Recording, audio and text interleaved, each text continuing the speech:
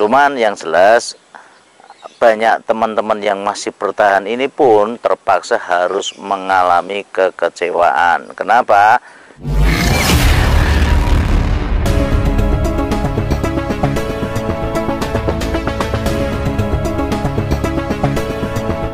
Assalamualaikum warahmatullahi wabarakatuh. Di tahun-tahun terakhir ini banyak sekali berhembus untuk masalah kabar tentang tanaman porang. Ada kabar baik dan juga ada kabar buruk. Ada yang masih semangat di dalam dunia perporangan. Banyak juga dari teman-teman di luar sana itu sudah putus asa. Nah, di tahun ini setelah mungkin mendengar beberapa kabar yang cukup menggembirakan, yakni dengan adanya beberapa perusahaan yang sudah lolos GACC, sehingga untuk tahun-tahun ini kemungkinan banyak perusahaan-perusahaan yang akan bisa menerima hasil pertanian dari teman-teman petani porang. Semakin banyaknya pabrik yang menerima, secara otomatis mereka ada kompetisi di dalam masalah harga. Ialah kabar yang mungkin akan menjadikan angin segar bagi petani, sehingga untuk harga porang itu bisa diangkat. Tetapi banyak juga dari teman-teman yang di luar sana itu sudah tidak mau meneruskan tentang tanaman porang ini. Banyak teman-teman kita yang di luar sana itu sudah kecewa, sudah tidak mau menanam lagi, ataupun kemarin yang tidak dibongkar itu pun juga sebagian dibiarkan liar, tanpa dirawat, tanpa dipupuk lagi, dibiarkan saja. Nah, ini mereka-mereka yang kemarin mungkin mencoba-coba ya untuk menekuni dunia porang dan sebagainya. Yang ketiga ini sebagian ada teman-teman petani yang juga masih bertahan dengan adanya penanaman porang. Ya, diharapkan dengan kabar-kabar yang saat ini kita terima itu merupakan kabar yang mungkin akan baik, yang kita prediksi nanti untuk harga-harga porang juga akan mulai meningkat. Nah, cuman yang jelas banyak teman-teman yang masih bertahan ini pun terpaksa harus mengalami kekecewaan. Kenapa? Ya karena adanya cuaca ekstrim yang saat ini terjadi. Kenapa saya katakan ekstrim? Beberapa hari ini sudah banyak sekali tanaman-tanaman porang yang terpaksa harus mati karena tidak ada hujan. Nah, ini beberapa tanaman kita yang di sini pun juga mengalami hal yang sama, karena sudah hampir 10 hari ini tidak ada hujan. Terus untuk tanaman-tanaman yang mungkin di belakang sana itu sebagian juga sudah layu-layu, ada yang sudah daunnya lemas, terus ada juga yang daunnya sudah mulai keriting-keriting atau tertelungkup karena tidak ada asupan untuk air hujan. Ya, ini menjadikan hal-hal tertentu yang nantinya petani-petani yang seperti ini pun juga harus terpaksa akan mengalami kekecewaan karena hasil panenannya nanti tidak akan maksimal. Kenapa? Ya karena untuk tanaman-tanaman yang saat ini itu sudah daunnya mekar, begitu tidak kena air, ya ini pada dasarnya umbi yang di bawah ini ialah umbi yang sudah habis ya. Yang kita tanam kemarin umbi, yang ini sudah mulai terfokus buat pertumbuhan. Ya, saat ini sudah mulai mekar, harusnya sudah mulai pembentukan umbi baru, pembentukan katak baru. Karena kalau kataknya sudah mulai muncul, ini ialah sudah mulai pembentukan umbi. Dan ini terpaksa karena tidak ada air, akhirnya batangnya sudah lemas. Nah, ini kemungkinan tidak bisa diselamatkan. Nah, karena beberapa tanaman kita kemarin yang sudah mengalami seperti ini, karena beberapa waktu yang lalu itu juga sudah ada fenomena seperti ini, tidak hujan selama hampir 2 minggu. Nah, itu rata-rata mereka sudah mulai kering. Begitu ada kena hujan, nah itu batang bawahnya langsung berjamur. Nah, akhirnya mati semua. Nah, itu ialah dampak-dampak yang terjadi apabila tanaman kita sudah mulai kekeringan seperti ini. Dan petani-petani juga bisa saja terancam gagal panen gara-gara memang faktor alam yang ada saat ini.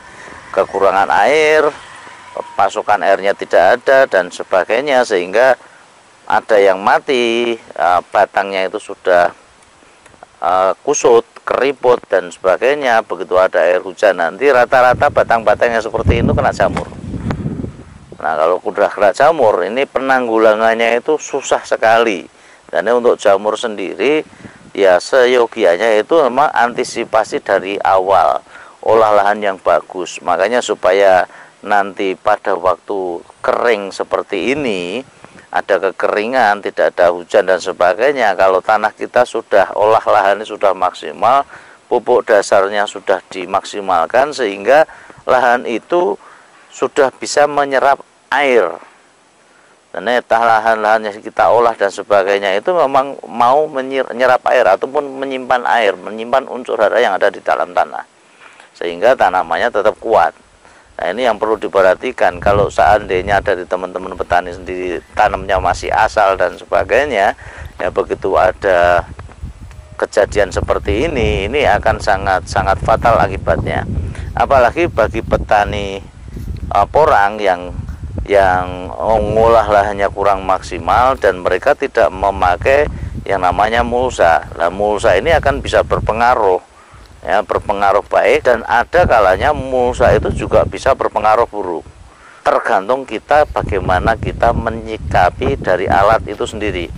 Ya, mulsa itu pada dasarnya akan membantu kelembapan tanah. Itu yang pertama, ya, kelembapan tanah. Karena apa? Begitu tanah atasnya kering dan sebagainya yang seharusnya menguap keluar, ini ditampung di dalam mulsa, akhirnya turun lagi, sehingga tanah itu menampung air cukup bagus.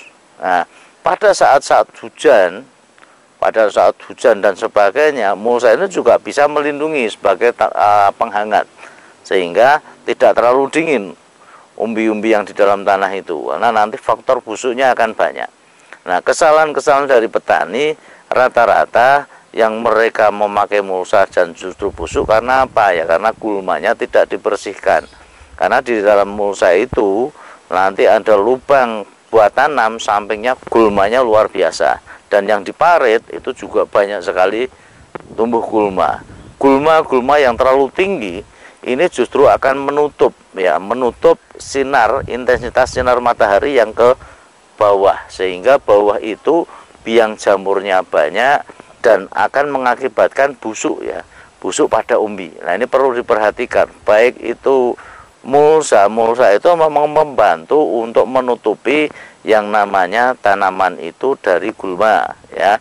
Itu pada dasarnya ada satu fungsi pertama. Fungsi yang lebih baik yakni ialah menjaga masalah kelembapan tanah yang di bawahnya. Inilah yang menjadi tujuan kita pakai mulsa yang sebenarnya. Nah, kalau masalah rumput dan sebagainya itu ialah nomor kesekian kali, ya. Kelembapan tanah itu yang paling utama. Ya, kalau zaman masalah rumput dan sebagainya, rumput itu bisa diantisipasi, ya. Karena kita menggunakan herbisida sistemik yang kita gunakan, itu pun juga tidak ada masalah bagi tanaman porang, ya. Beberapa teman kemarin yang menyatakan itu akan berakibat jelek dan sebagainya, ya itu monggo silahkan. Yang kita praktekkan, kita sudah live dulu pada konten, kita tidak ada masalah. Ya mungkin kalau teman-teman yang menyampaikan itu karena dia juga mempunyai produk, pengen dijual dan sebagainya, itu silahkan. Tapi yang kita gunakan kemarin dengan dosis yang cukup rendah, antara 80 sampai 100, itu pada dasarnya tanaman porang itu aman. Dan aplikasi yang baik yakni aplikasi pada waktu saat ada panas, ya, ada panas. Untuk herbisida sistemik itu pada waktu panas kita spraykan, tapi ya usahakan itu ialah tanaman-tanaman yang sudah lumayan, ya. Jangan tanaman yang katak baru tunas pertama, itu kecil, itu biasanya dampaknya akan kelihatan. Tapi untuk tanaman-tanaman umbi yang di belakang ini yang kita aplikasikan pun juga tidak ada masalah, dan lahannya cukup bersih juga. Kemarin baru sekitar 3 hari 4 hari kita semprot lagi dengan herbisida sistemik, ya. Banyak mereknya yang di pasar itu, ada SP berapa itu, ada Roundup, ada apa, yang jelas bilang saja kalau herbisida sistemik, ya. Ini harganya cukup murah, berkisar 100 sampai 100 sekian. Nah, ada teman-teman yang kemarin itu memang memang memprotes ya, memprotes dengan ini akan jelek dan sebagainya, karena dia punya produk tersendiri ya, dikatakan untuk herbida selektif kan. Dan itu masih bisa kita toleransi lah ya, silahkan kalau memang mau jualan seperti itu.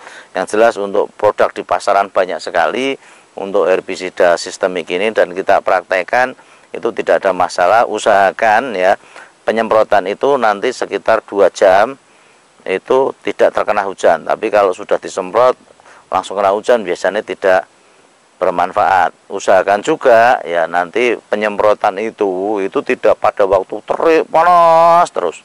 Kalau terik panas terus juga itu akan berpengaruh ya teman-teman. Nanti karena ya ini obat ini kan sistemnya panas juga. Dan ini kalau bisa ya pada waktu hujan-hujan sudah mulai stabil itu, dan diposisikan tanaman kita sudah tidak ada embun, kita semprot pagi atau nanti siangnya bisa hujan, atau mungkin pagi kita semprot sorenya hujan, tidak ada masalah, pada dasarnya aman ya. Nah, ini dampak-dampak dari iklim yang saat ini sangat luar biasa untuk teman-teman semua ya. Kekecewaan yang mungkin akan menumpuk dan sebagainya ini, saya harapkan nanti tidak patah semangat ya, tidak patah semangat. Yang penting kita berusaha ya, insya Allah nanti untuk usaha kita itu tidak akan ada yang sia-sia ya, kecuali apabila kita sudah berdiam diri, membiarkan lahan-lahan yang kita tanami liar begitu saja, membiarkan modal kita yang dulu kita tanam kita tidak mau merawat lagi, sudah putus asa ya, ini akan mendapatkan hasilnya yang putus asa sekian, hasilnya yang tetap semangat sekian, dan ini akan ada nilainya nanti tersendiri. Mungkin dari kita yang bisa sampaikan itu dulu. Apabila ada salah kata, tidak lupa kita mohon maaf yang sebesar-besarnya. Billahi taufiq wal hidayah. Assalamualaikum warahmatullahi wabarakatuh.